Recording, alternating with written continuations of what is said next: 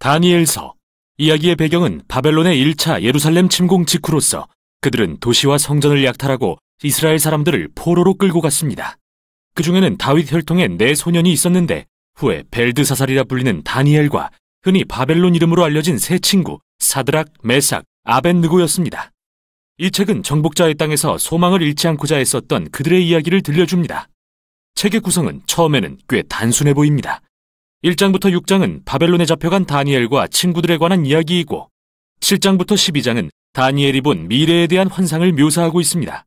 그런데 이 두 부분은 다른 특징에 의해 더 흥미로워지는데요. 바로 사용된 언어 때문입니다. 처음에는 이스라엘 언어인 히브리어로 시작하지만 2장부터 7장은 히브리어의 사촌격이자 고대 제국들에서 널리 사용된 아람어로 쓰였고 8장부터 12장에 가서는 다시 히브리어로 돌아가죠.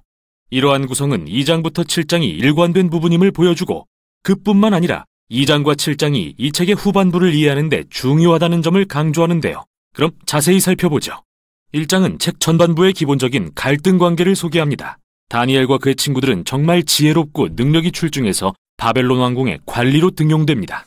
그러나 그들은 유대인의 정체성을 버리고 바벨론 사람들처럼 살면서 토라에 나오는 음식법을 거스르도록 강요당합니다. 그들은 이를 거절하고 율법에 순종하는 길을 택한 결과 위험에 처하게 되지만 하나님은 그들을 건지셔서 결국 바벨론 왕이 그들을 높이게 하십니다. 이제부터는 아람어 부분이 시작되는데요. 여기서 정말 멋진 대칭 구조를 보게 됩니다. 먼저 바벨론 왕이 한 꿈을 꾸는데 이 꿈을 해석할 사람은 다니엘밖에 없었습니다. 이 꿈은 4가지 금속으로 만들어진 거대한 신상에 관한 것으로서 각각은 역사에 등장할 왕국들을 상징하며 그 머리는 바벨론인데 마지막에 커다란 돌이 날아와서 그 신상을 부수고 그 돌이 큰 산이 됩니다. 이 꿈은 이 책에 등장하는 많은 상징적 환상 중 첫 번째로서 나머지 환상들의 기본적인 줄거리를 소개하고 있습니다. 다니엘은 이 신상이 바벨론과 이후에 등장할 일련의 왕국들을 나타내며 그들은 하나님의 세상을 폭력으로 채울 것이나 언젠가 하나님의 나라가 임하시면 오만한 세상 왕국들을 대적하여 낮추시고 세상을 하나님의 통치와 치유 그리고 공의로 채우실 거라고 말합니다. 그 후 3장에는 그 유명한 다니엘의 세 친구 이야기가 등장합니다. 그들은 거대한 신상 앞에 절하기를 거부했는데요. 이 신상은 2장에 나왔던 것과 같이 왕과 그의 왕권을 상징하는 것이기에 다니엘의 세 친구는 결국 타는 풀무불에 던져지게 됩니다. 그러나 하나님은 그들을 죽음에서 구하시고 왕에 의해 높아지게 하십니다. 왕은 이제 그들의 하나님을 진정한 신으로 인정하게 되죠. 그 후 2명의 바벨론 왕인 느부갓네살과 그의 아들 벨사살에 관한 이야기가 짝지어 나옵니다. 이 둘은 제국의 힘을 믿고 교만으로 가득 차 있었는데 2장에서와 같이 하나님은 이들에게 꿈과 환상을 통해 경고하시고 또다시 다니엘만이 이를 해석할 수 있었습니다.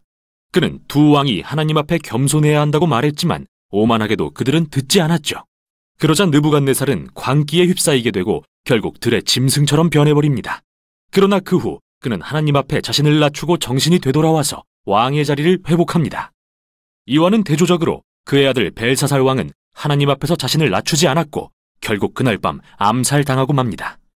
이 두 이야기는 창세기 1, 2장과 시편 8편의 이미지를 떠올리게 하는데 거기서 인간은 하나님의 형상을 닮은 왕 같은 존재로 묘사됩니다. 하나님은 인간에게 들짐승과 공중의 새를 다스릴 권세를 주십니다. 이 세상의 진정한 왕이신 하나님을 대신해서 말이죠. 그러나 인간의 왕국들이 이를 잊고 반역하여 자신과 권력을 신격화할 때 그들은 인간보다 못한 난폭한 짐승이 되어 하나님의 공의의 심판 앞에 서게 됩니다. 이 이야기는 3장과 짝을 이루는 6장으로 이어지는데요. 이번에는 다니엘이 박해를 받습니다. 왕을 신으로 섬기고 왕에게 기도하는 것을 거부했기 때문이죠. 다니엘 역시 세 친구처럼 사형을 선고받고 사자굴에 던져지지만 하나님은 그를 짐승들로부터 구해주시고 세 친구 때처럼 왕이 그를 높이고 하나님을 찬양하게 하십니다. 다음으로 7장은 2장과 짝을 이루면서 모든 주제가 한데 모이는 이 책의 중심부입니다. 또 다른 꿈이 나오는데 이번에는 다니엘의 꿈입니다. 아이러니하게도 그는 천사의 설명을 듣고서야 자신의 꿈을 이해합니다. 그의 꿈에는 4짐승이 등장하는데 하나는 사자, 하나는 곰, 그리고 하나는 날개 달린 표범 같았습니다. 이들은 각각 오만한 왕국들을 상징합니다. 맨 끝에 등장하는 거대한 짐승은 정말 악한 제국을 의미합니다. 이 짐승은 뿔이 많은데 보통 구약에서 뿔은 왕을 상징하죠. 여기 특이한 뿔 하나가 나옵니다. 그는 하나님보다 자신을 높이고 하나님의 백성을 핍박하는 오만한 왕을 상징하는데요. 이때 인자라고 불리는 존재가 등장합니다. 그는 하나님의 언약 백성을 상징하기도 하고 다윗의 가문에서 날 왕을 상징하기도 하죠. 그때 갑자기 옛적부터 계신 분이라 불리는 하나님이 오셔서 그의 보좌를 세우십니다. 하나님은 그 거대한 짐승을 멸하시고 구름을 타고 오시는 인자를 높이십니다. 인자는 하나님의 오른편에 앉아 하나님과 함께 열방을 통치할 것입니다. 자, 이제 되돌아보면 전반부의 이야기들이 어떻게 서로 맞물려 있는지 알 수 있습니다. 핍박에도 불구하고 순종했던 자들의 새 이야기는 열방에서 핍박당하는 하나님의 백성들에게 소망을 주기 위한 것입니다. 하지만 그들이 고통당하는 이유는 세상의 왕국들이 하나님을 거역하고 짐승처럼 되었기 때문이죠. 그래서 이 두 환상은 하나님의 백성에게 인내하면서 그의 나라가 임하여 세상을 통치하고 고통받는 백성을 신원해 줄 때를 기다리라고 권면합니다. 그런데 하나님께서 언제 그렇게 하신다는 건지 궁금해지는데요. 그게 바로 이 마지막 새 환상에서 살펴볼 부분입니다. 8장에서 다니엘은 7장에 나온 마지막 두 짐승에 대해 또 다른 환상을 보게 되는데요. 이번에 등장하는 짐승 중 순양은 메대와 페르시아 제국을 상징하고 순념소는 고대 그리스를 상징한다는 것을 천사가 말해줍니다. 그리고 순념소에게서 많은 뿔이 나오는데 그중 하나가 7장에 나오는 악한 왕을 상징합니다. 천사는 그 왕에 대해 더 많은 이야기를 해줍니다. 그가 예루살렘을 공격하고 자신을 하나님보다 높이며 우상으로 성전을 더럽힐 거라고 말이죠.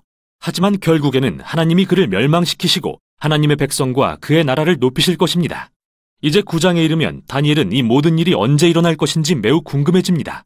그래서 그는 예레미야 선지자의 두루마리를 찾아보게 되는데 거기서 이스라엘의 포로 생활이 단 70년간 지속될 거라는 하나님의 말씀을 본 다니엘은 그 70년의 끝이 가까웠음을 깨닫고 하나님께 그 약속을 곧 이루어 주시라고 간구합니다. 그러나 천사가 와서 그에게 알려주길 이스라엘의 죄와 반역이 계속되어 그들의 포로 기간과 억압이 예레미야가 예상한 것보다 7배나 길어질 것이라고 하자 다니엘은 몹시 근심하게 되죠. 그리고 이제 마지막 환상을 보게 됩니다. 이제 왕국들이 다시 순서대로 등장합니다. 즉 페르시아, 그리스, 그리고 알렉산더 대왕 여러 작은 왕들, 그리고 마침내 북쪽의 마지막 왕에 이르는데 그는 예루살렘을 침공하고 성전에 우상을 세우며 하나님보다 자신을 높일 것입니다. 그러나 별안간 이 왕은 멸망하게 되죠. 이 환상이 무엇을 가리키는지는 정말 많은 논쟁이 있었는데요. 많은 이들이 이를 주전 160년대 시리아 안티오코스 왕의 침략과 연결짓습니다. 그는 예루살렘의 많은 신실한 유대인들을 죽였고 성전에 우상을 세웠죠. 어떤 이들은 이 환상을 로마 제국과 관련지어서 예수님의 죽음과 주후 70년의 예루살렘과 성전 파괴에 관한 것으로 보기도 합니다. 그리고 어떤 이들은 이 환상이 언젠가 예수님이 재림하실 때 성취될 미래의 일이라고 보기도 합니다. 그런데 문제는 이 상징과 숫자들이 그 어떤 의견과도 완벽히 일치하지 않는다는 것인데요. 이는 어떤 의미에서는 모든 견해가 옳을 수도 있다는 가능성을 열어줍니다. 다니엘서는 모든 미래 세대의 하나님의 백성들에게 소망을 주기 위해 쓰인 책으로서 안티오코스 제국의 침략 때부터 지금까지 언제나 그래왔습니다. 바로 이런 이유로 예수님은 다니엘서의 상징들을 들어 예루살렘의 억압적인 지도자들을 묘사하고 대적하셨고 요한계시록을 쓴 요한도 다니엘서의 환상을 적용하여 당시 로마와 이후에 있을 제국들의 억압에 대해 예언한 것이죠. 그래서 다니엘서의 핵심은 이 책이 모든 세대에게 하나의 유형과 약속을 보여준다는 것인데요. 이 유형이란 인간과 그들의 왕국들이 자기 능력을 칭송하고 옳고 그름을 나름대로 정의하며 하나님을 참된 왕으로 인정하지 않을 때 난폭한 짐승으로 변한다는 것이죠. 하지만 다니엘서는 하나님이 언젠가 그 짐승을 대적하신다는 약속도 붙들고 있습니다. 하나님은 그의 세상과 백성을 구하시고 그의 나라를 열방 중에 임하게 하실 것입니다. 이렇게 이 책은 모든 세대 가운데 신실함을 불러일으키는 참된 소망의 말씀을 전합니다. 이것이 바로 다니엘서의 내용입니다.